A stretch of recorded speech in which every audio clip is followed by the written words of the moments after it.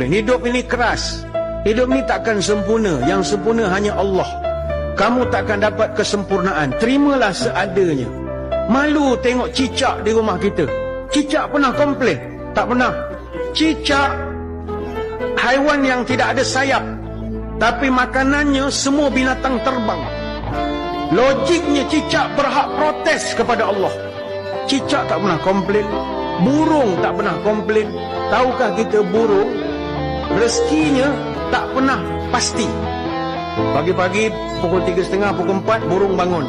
Wik, wik, wik, wik, wik, wik, wik, wik. Dia pergi cari makan. Pusing sana, pusing sini. Kadang dia balik waktu petang, makanannya hanya cukup untuk dia saja. Kadang dia balik, makanan hanya untuk anak-anak. Ada hari burung tak bawa balik apa-apa.